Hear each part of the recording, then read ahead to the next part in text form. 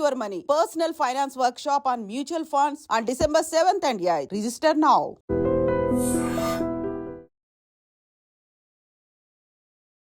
Hi hello నమస్తే, welcome back to iDream media.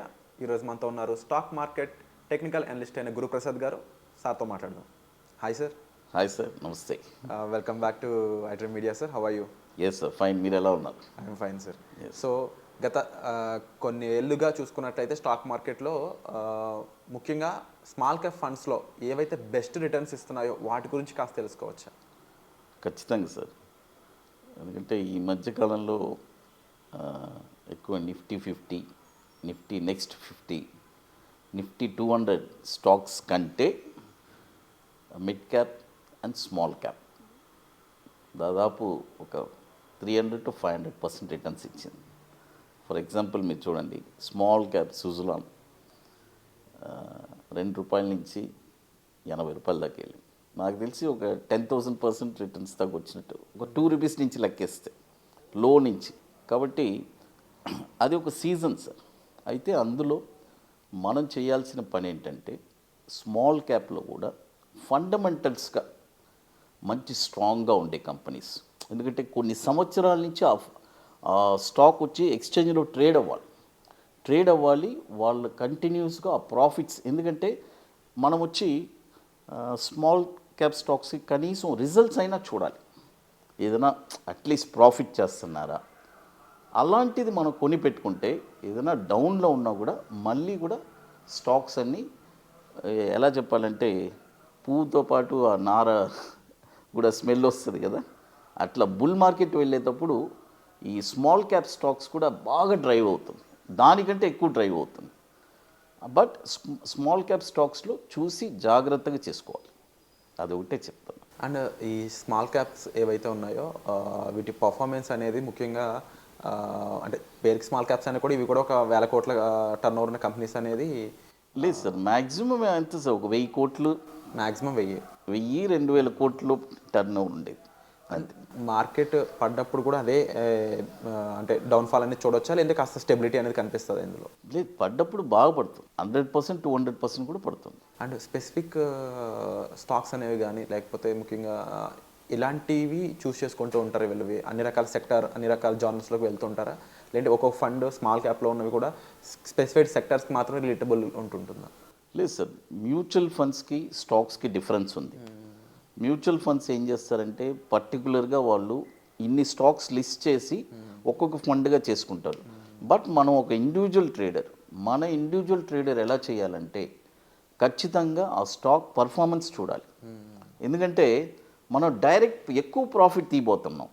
ఇప్పుడు ఇదే మ్యూచువల్ ఫండ్స్ వాళ్ళు 200%, 300% ప్రాఫిట్ ఇవ్వలేరు కదా. అంటే నేను వాళ్ళని తప్పు చెప్పట్లేదు, వాళ్ళు చేసే పని రైటు. ఏది స్టాక్లో అవగాహన లేని వాళ్ళకి ఆ ఫండ్స్ అనేది. బట్ జనరల్గా మనము డైరెక్ట్గా స్మాల్ క్యాప్లో పెట్టేటప్పుడు చూసి కొన్ని, నాకు తెలిసి చూడండి, ఒక సింపుల్గా ఒక స్టాక్ చెప్తాను. అమృతాంజన్ ఉంది. మనకి అమృతాంజన్ మనం ఎప్పటి నుంచి వాడుతున్నాం? అవును, దాదాపు మన పుట్టిన కాడి నుంచి అమృతాంజన్ ఉంది. అప్పటి నుంచి ఈ కంపెనీ ఉంది, ఇప్పుడు ఉంది. మరి ఆ కంపెనీ పర్ఫామ్ చేస్తూనే ఉంది. డౌన్లో ఉన్నా కూడా వెళ్తుంది, అప్లో ఉన్నా కూడా వెళ్తుంది. అలాంటి కంపెనీస్ నేను ఇప్పుడు చెప్పాను చూడండి, మనం తరతరాలుగా చూస్తూ ఉన్నాం కొన్ని కంపెనీస్, అలా గుర్తుండిపోద్ది. టక్కున నాకు ఇప్పుడు అమృతాంజన్ వచ్చింది.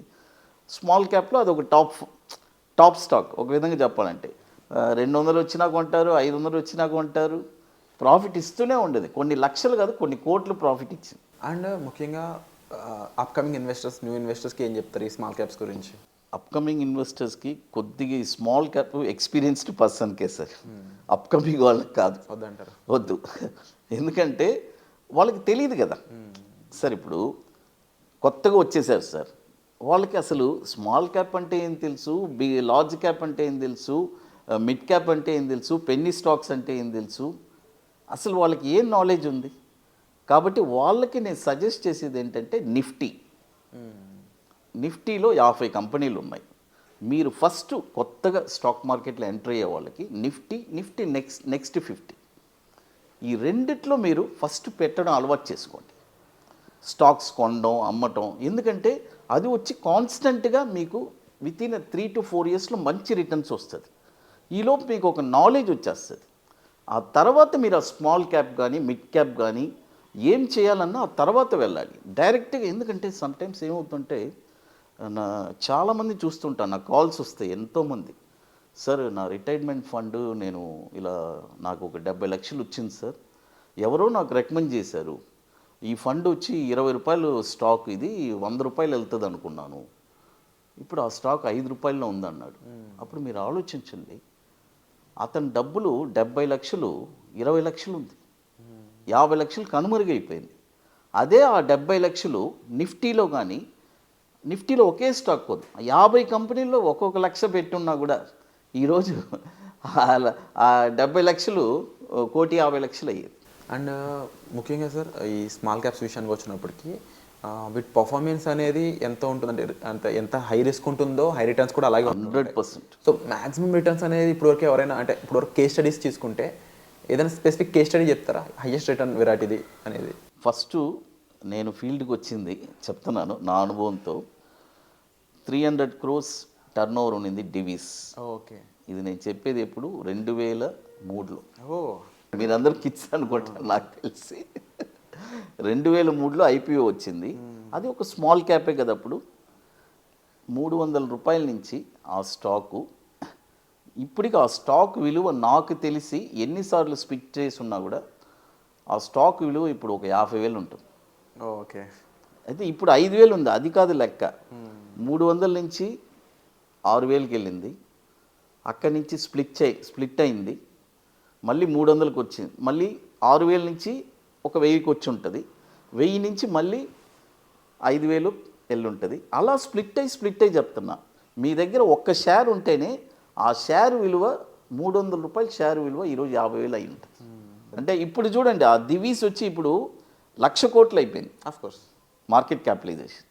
అంటే ఒక స్మాల్ క్యాప్ కూడా లార్జ్ క్యాప్ అవ్వడానికి అవకాశం ఉంది. అది సో తప్పకుండా వండర్ఫుల్ ఇన్ఫర్మేషన్ సార్. అండ్ ముఖ్యంగా ఈ కేస్ స్టడీ చూసుకున్నట్లయితే ఎక్కడ 300 రూపాయలు రైట్ నో ఆ మార్కెట్ ప్లేస్ అది మీరు ఇప్పుడు 5,000 ఉంటుంది, అది కాదు లెక్క. స్ప్లిట్ అయ్యి నేను చెప్పేది, ఒక స్టాక్ బోనస్ ఇచ్చి ఆ స్టాక్ విలువ మీకు ఇప్పుడు 300 రూపాయలుగా అప్పుడు కొన్నది ఈరోజు 50,000. అండ్ అందులోనూ చాలా ఈవెంట్స్ చూసింది. 2003 అంటే మధ్యలో ఎన్నో ఈవెంట్స్ జరిగినాయి సార్. ఎప్పుడో తెలిసిన ఈవెంట్స్ అది వచ్చి మనకి మంచిది, ఎందుకంటే ప్రతి ఈవెంట్ మన కోసమే దిగుతుంది, మనం కొనిపెట్టాలి. లేకపోతే ఇది ఫార్మా రంగంలో ఉంది కాబట్టి, హెల్త్ సెక్టర్లో ఉంది కాబట్టి దానికి అంత స్ట్రెంత్ ఉందంటారా? మన ఊరికి ఎగ్జాంపుల్గా నేను ఒకటి చెప్పాను, ఎన్నో ఉంటాయి, దట్ డజంట్ మ్యాటర్. అది వండర్ఫుల్ సార్. సంహౌ ఈ కేస్ స్టడీ అనేది చాలా బాగుంది సార్. అండ్ డెఫినెట్లీ ఇలాంటి ఎన్నో స్టాక్స్ గురించి మీతో డిస్కస్ చేసినందుకు కూడా ఐఎమ్ వెరీ హ్యాపీ. అండ్ తప్పకుండా ఇంకా ఎంతో ఇన్ఫర్మేషన్ కావాలనుకున్నట్లయితే మీరు ఈ ఛానల్ సబ్స్క్రైబ్ చేసుకోండి. అలాగే మీకు ఎటువంటి స్పెసిఫిక్ స్టాక్ గురించి ఇన్ఫర్మేషన్ కావాలనుకున్నా సరే డిస్ప్లే అవుతున్న నెంబర్కి సంబంధించి కాల్ చేసి మీరు సార్తో డైరెక్ట్గా అపాయింట్మెంట్ అనేది ప్లాన్ చేసుకోవచ్చు. Thank you so much. Thank you sir.